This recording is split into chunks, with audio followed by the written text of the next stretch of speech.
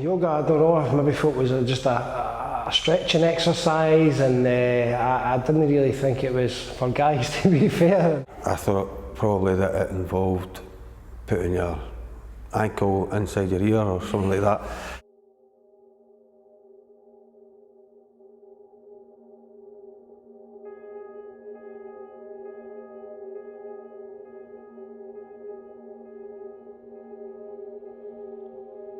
A lot of our work is actually, rather than based in a studio, it's about going into the community. So we look to work with organisations and with populations that perhaps wouldn't normally seek yoga. My name is Laura Wilson and I'm the founder of Edinburgh Community Yoga. We offer classes for vulnerable and at-risk groups, so people with mental health issues or recovering from addiction issues. I was in a rehab centre last year.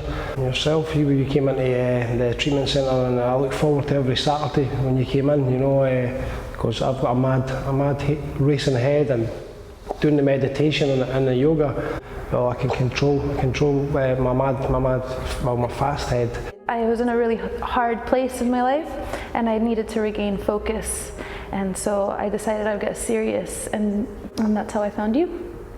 I'm an ex-patient of LAPE, Lothian Edinburgh's abstinence programme.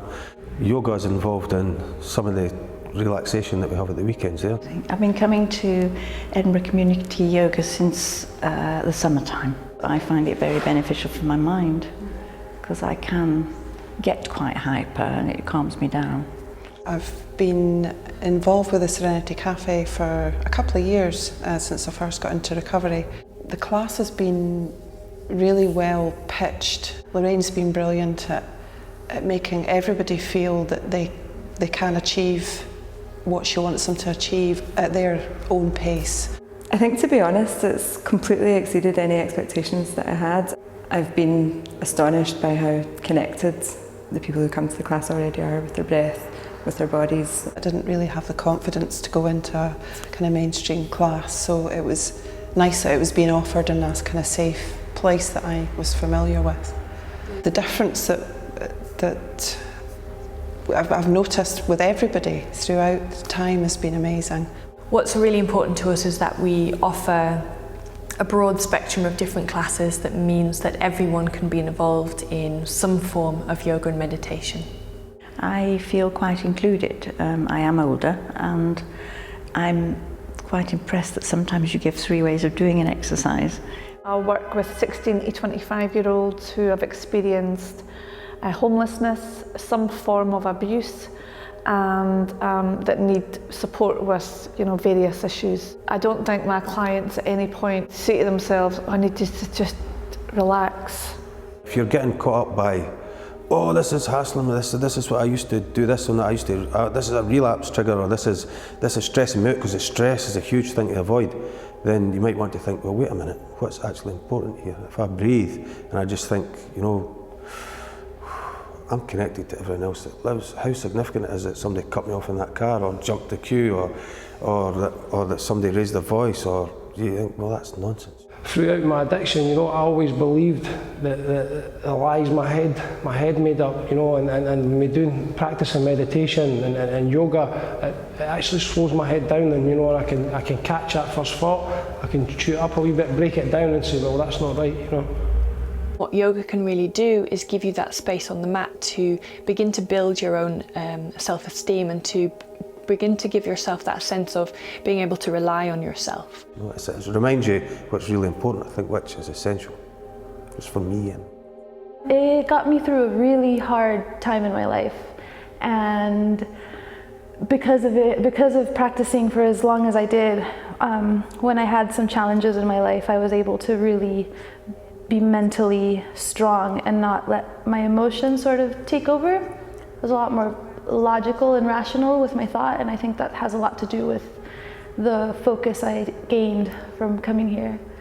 If I'm ever in a stressful situation, that I know I can always come back to my breath, so that's a really useful tool to have just out and about in everyday life. By asking or teaching the participants to be able to be very clearly in their bodies, to be dealing with sensation and noticing breath, it allows them to take control, to not be overwhelmed by their own thoughts or by what's going on in the mind. It doesn't matter where I go in my day or where I go in the world, if I have yoga to sort of bring me back and center me, then I can sort of regain my clarity and just kind of take it from there. The outreach team all have a background in some kind of care work, so social care or experience of working with vulnerable and at-risk adults. I'm a nurse by background, and at one point I worked in a maximum security prison in Glasgow, where I saw unbelievable problems with people, not just addiction, but living in poverty, and people who really had no self-respect, no positive regard for themselves or for people around them. I'd lived in India for a couple of years, and I'd done some work at a clinic that uses yoga and meditation therapy for people with physical and psychological health problems.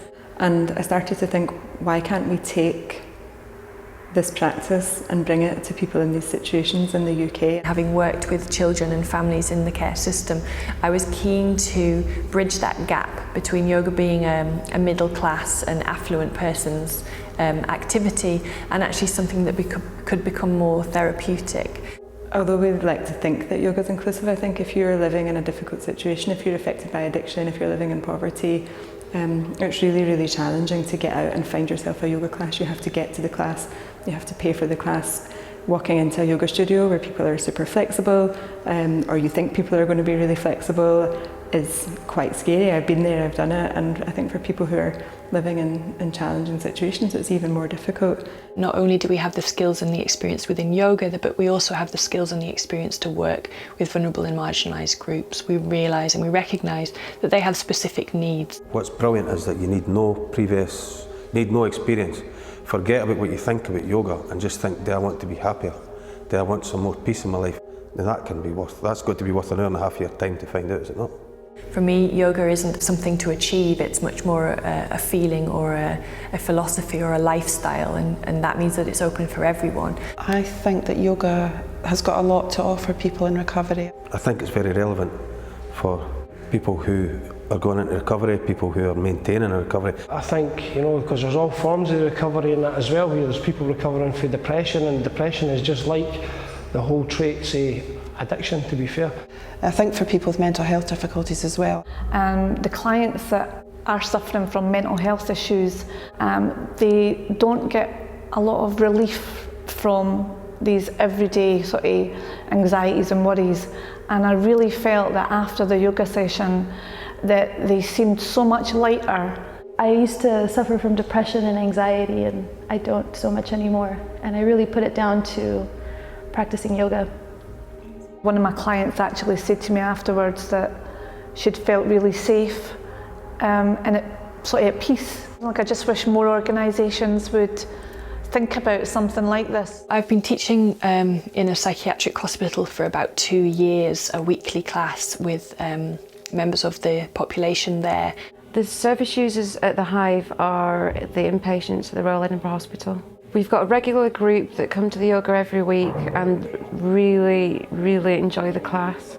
We have people coming back week after week after week stating that the yoga class is a really important part of their recovery. They come quite tense and they're not dealing with life very well, and they leave the class feeling a lot more relaxed. By the end of the class, I'm always like, I can't wait to the next one. It's so grounding, and it brings a peacefulness, I think. For me, yoga really brings that sense of everything is okay, and I hope that by offering people the opportunity to experience their body through their breath and that calming of the mind, that they can feel that they're okay too. I do, I love it. It just, as I said, it slows my mind down, because I'm a constant thinker. It works, definitely works. For me, it's very exciting to see that people who perhaps didn't think this practice was for them being given that gift and them taking it and running, that they are able then to make that completely their own and to sew it into their lives in a way that makes sense for them. And for me, that's yoga, that's it. So yeah, I would just recommend for any companies, agencies out there that are looking for different ways to help service users, when you see the difference it makes to the clients and just how it benefits them, I would really recommend that they think about it I think everybody should try it.